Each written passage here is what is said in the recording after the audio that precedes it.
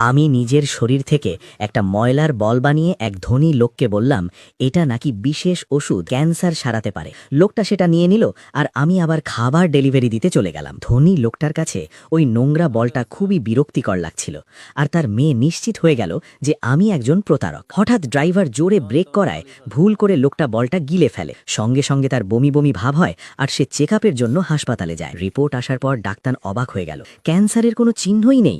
ধনী লোকটা বুঝে গেল আমি তার মারাত্মক রোগ সারিয়ে দিয়েছি। আমি তখনও খাবার ডেলিভারি করছিলাম, এমন সময় সে আমাকে খুঁজে বের করল। প্রথমে সে তার মেয়ের সঙ্গে আমার বিয়ে দিয়ে প্রতিদান দিতে চাইল, কিন্তু আমি রাজি হলাম না, কারণ আমি তাকে সাহায্য করেছিলাম অন্য কারণে, কোনো লাভের আশায় নয়। এরপর সে আমাকে $300 মিলিয়ন একটা বিলাসবহুল ভিলা উপহার দেওয়ার সিদ্ধান্ত নিল।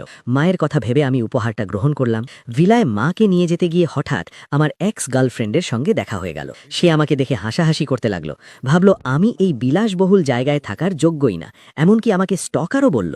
আমি শুধু বললাম আমি এখানেই থাকি। সে আরও বেশি হাসতে লাগলো। ঠিক তখনই সিকিউরিটি গার্ডরা এসে আমাকে সম্মান জানিয়ে স্যালিউট করলো। সে পুরোপুরি অবাক হয়ে গেল, তবে আমি বললাম তারা হয়তো ভুল করেছে। গার্ডরাও পরে বুঝতে পারলো ভুল হয়েছে, আর আমাকে বের করে দিতে চাইলো। তখনই আসল ম্যানেজার এসে গার্ডদের থামালো এবং আমার কাছে ক্ষমা চাইলো, কারণ তাকে বলা হয়েছিল এই ভিলা একজন বিশেষ অতিথিকে দেওয়া হয়েছে। আমরা ভেতরে ঢুকতে যাচ্ছিলাম, এমন সময় আমার এক্স আবার সন্দেহ প্রকাশ করলো, এত সাধারণ পোশাকের কেউ কিভাবে এত বড় ভিলার মালিক হতে পারে। ম্যানেজারও কিছুটা সন্দেহ পড়ে গেল। আমি প্রমাণ হিসাবে চাবি বের করলাম, কিন্তু সে বলল আমি চাবি চুরি করেছি। ম্যানেজার তার কথায় বিশ্বাস করে গার্ডদের আমাকে ধরতে বলল। আমাকে মারধর করার পরিকল্পনা করা হচ্ছিল। আমার মা অনুরোধ করলেন, কিন্তু ম্যানেজার তাকে লাথি মেরে ফেলে দিল। ঠিক তখনই ধনী লোকটির মেয়ে বাড়িতে ফিরে এসে এই দৃশ্য দেখল।